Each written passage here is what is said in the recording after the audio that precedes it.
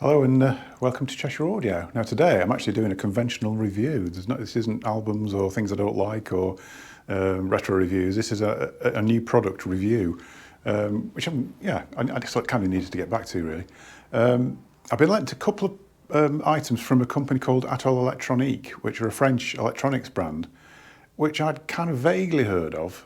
I think that they've not been sort of consistently imported into the UK over the years. I think they were a good few years ago. They came into the UK and made a bit of had a bit of a presence, but then faded away and disappeared again. In Europe, apparently they're massive. It's a really sort of significant brand in Europe. So a friend of mine is sort of involved with the import of, and said, "Do you want to try some?" So hence the review. I've got a CD player and amplifier. The range is huge. I mean, there's integrated amplifiers. There's 5 or 6, I think. A few CD players, preamps, power amps, those funny streamery things that some people like, all sorts. Yeah, so it's a good big range. And I think the idea of the brand, apparently, was that they were trying to produce something that was audiophile but at a sensible price. Nothing, not sort of high-end audiophile prices, but that sort of performance at a lower level. And I know people do promise this, and it doesn't always work. I think, to be honest, I think they've done a good job of this, and the products are quite interesting. They're not sort of over-specified. They're not trying to cram too many features in or anything like that. They've got a sort of almost a bit of a purist slant going on, but not too dogmatic with it. So it's quite an interesting range. So what I've done, I've brought up the amplifier that I've been like, which is I can't remember what it's called. It's the 100 anyway. I'll tell you in a minute which one it's called, because I can't remember. There's 2 letters then a number. I can't remember what the 2 letters are. Is it IA100? Anyway, we shall find out. Brought that to have a look, and what I've done is brought up what I was assuming was its nearest competitor, which is a Roksan K3. I think Stephen, who lent me these, might be a bit upset by that, but anyway, that was my initial thought. It hasn't quite turned out to be the case, to be honest. So anyway, I'm going to turn the camera around and let's have a look. So here we've got them. That's the Atoll IN100, which I knew all the time, obviously, Roksan K3. Now, sort of the reason I thought these two would be kind of similar to each other in a lot of respects, or at least are competitors for each other, is they both have matching CD players, quite big ranges. You can buy a power amp for the Roksan, all this sort of thing. It's kind of a sort of one-make solution. You can stack them all up, and it's one-make solution. And the Atoll is kind of the same. There's a really good matching CD player, which I will do a review of actually. The CD player is probably the star. Actually, it's a really good player. And they're also sort of designed in a similar way. They're both quite high power. They're 100 watts a channel into 8 ohms for the Atoll, 140 on the Roksan, so they're quite gutsy amps. Generally with amplifiers that are sort of around sort of 100 watts or more, you tend to find the Roksan is very much this way, that it doesn't sound great at low volumes. You have to really push the volume. If you do push the volume, it sounds amazing. It's got a real dynamic to it, a real kick. But it wouldn't suit people who want to sort of sit and listen quietly in the evening. It's more it suits a different sort of customer, to say a Riga customer or a Sugden customer, because they would sit down with a glass of wine, a bit of quiet music, and just get absorbed in the sort of nuances of the music. That isn't the sort of person who will buy the Roksan. This is for sort of turning the music up on loud, wandering around the house while you're listening to music, and it's got that dynamic and that sort of dancing to it sort of quality. It's a different customer, different sort of product altogether.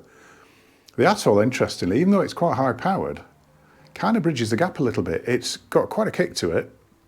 It drives really well. I mean, if you look inside it, I mean, the Roksan has got a huge transformer. I can't really see it through the casework. Just get a glimpse of it there. So it's this sort of area. The Atoll, which we can't see either, so I don't know where I'm looking, there's actually 2. There's 2 transformers, not quite as big as the Roksan, but this area here is pretty much full of transformer. And okay, so it's a smaller box, but it's absolutely packed full. As I say, tremendous transformers in the Atoll. And I think that's where this sort of punch is coming from, that even though it's 100 watts a channel, it doesn't seem to be expending all its energy and wattage. It's still got drive current and it still sounds pretty good at low levels, really, which is quite often the trick with a good hi-fi amp. You want something that you don't have to push hard to make it sound good or to drive speakers. So yeah, between the two, I think actually the Atoll's kind of got it on performance in a lot of ways. The Roksan, for certain sorts of people, there's not much else out there. I think Roksan comes into its own with the black. I mean, the black amplifier is amazing, but then again, different price point altogether. But like I said, certain people come into the shop also think, yeah, Roksan K3 will just suit them down to the ground, they'll love it, and always works. Atoll kind of bridging the gap. It kind of reminds me a little bit of Exposure 2510, but in a smaller scale. It hasn't got that clarity and precision and all the wonderful things that you get with the exposure like that. It's sort of got a hint of it, and it's got a clarity and the ability to play quiet. So it's really, I've been really impressed with it. Really impressed with it. Beautifully made. Slightly confusing front panel, I must admit. Okay, so I've moved it around just to so I can plug it in, just show you the complication. Part of the complication is that this is actually this is a modular amp, and you can buy the phono stage is optional, and you can put a DAC board in it as well. You can put a digital board in. And I think the reason that it appears slightly complicated at first is because it has to accommodate this optional DAC board. So what I'll do, I'll just switch on. Off switch is on the back, which is already on. So we're in standby. Press the standby button to bring it on. Nice click of a relay. Similar to a Riga, we've got up down to cycle between inputs. Now you notice on here we've got auxiliary CD, TV, DVD, tuner, I assume. BP, could be anything. But above that we've also got C1, C2, O1, O2, USB, BT. So it's like, what the heck? But what happens is as this has actually got the DAC board in it, as you cycle through, first time through we're on analog, which is sort of on the bottom ones, and as we go through, suddenly click up to D2A, C2, O1, O2. So it's now travelling along the top, and then third time round we're back on the bottom again. So it's, yeah, slightly complicated, but using a remote, that's not going to be an issue. And most people leave things on the same inputs anyway, to be honest. It's interesting that they've actually labelled things. I think I've said in previous videos, that's quite unusual now. You don't tend to get things labelled up. But having TV, DVD, TA, the only thing I'd say is quite often TVs don't have analog out now, so you probably have that on the DAC. That's the one. It's the one thing I would say it's quite handy to have like say an optical input on an amplifier. Is that if you want to put your TV through it, then you know that's the only way you're going to do it, because most of them don't. Stereo outputs on TVs have just about vanished now. So yeah, it's slightly complicated, but it seems to work well. Very, very sturdily made, extremely heavy, really nice, sort of soft touch volume control. It's almost like a feeling of a sort of a Nextelly, sort of almost rubberized sort of feel to the volume, which is really nice. Very thick aluminium brushed panel. It has got the name on, but you have to try and get the light on it. Where are we? Try and get here. It's got a nice sort of almost like laser etched Atoll symbol there. Can we see that? Probably not. Anyway, yeah, that's the Atoll IN100. Really enjoyed listening to this, and it's kind of surprised myself with this because, yeah, like I say, I didn't expect it to be as good as it is. It's a bit like a sort of budget exposure, I would say, really. Be interesting to hear the sort of versions further up the range, because they do go quite a way up. Big power amps as well that they do, which could be interesting. So hopefully I'll be able to have a look at some of those and show them on the channel. So yeah, that's it. I think let's turn the camera around. Nearly forgot to do the back panel.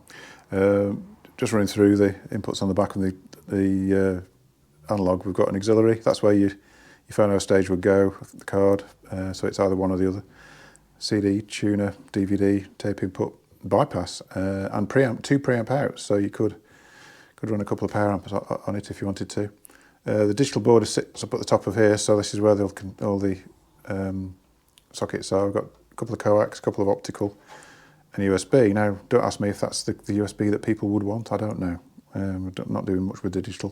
People seem to get very uppity about things not having the right sockets on with digital. So hopefully that's the one that will please people. Decent quality terminals on the speaker outputs. That's quite good to see. Nice sort of binding post as well as 4mm, so that's quite nice. And standard sort of AEC socket, and there's your power switch. So yeah, but the thing I haven't quite figured out is what that is. It looks like a volume control. It might be a blanking plate of some sort, but I'm not going to pull at it. So I need to find out about that. So yeah, there you go. I'm going to turn the camera around, and yeah, interesting. Yeah, so that's the Atoll Electronique IN100. Really interesting amp. Similar sort of money to a Riga LX, but it's got this upgrade potential. Sounds, like I say, sounds a little bit like a baby exposure. It's not quite got the warmth and all that sort of thing that the Riga's got, but it's got a bit more of the sort of precision that an exposure's got. So yeah, it's definitely going to suit people. It's one of those amplifiers that I don't think people would dislike it, but it's got some, you know, it's got some really great sort of character to it. Really good driving ability. Yeah, so yeah, really, like I say, really enjoyed it. And I will do, like I say, I will do a review of the CD player, which I've been quite astonished by actually. It's really interested me because there is a shortage of decent CD players out there at a sensible price with a standard draw mechanism, because that's where Riga fall down, is that theirs is a top loader, Exposures is a top loader, and the amount of people I've had who are coming in, and it's like, I'd love one of those, but I can't accommodate it. I need a front draw. So I think on that basis alone, it'd be worth me doing these. It really would. So anyway, I'll stop waffling now and end it there. But yeah, thanks for watching. Hope you enjoyed the video. Don't forget to press the button and give me a subscribe and a like if you like. And I'll see you in a future video. Thank you very much.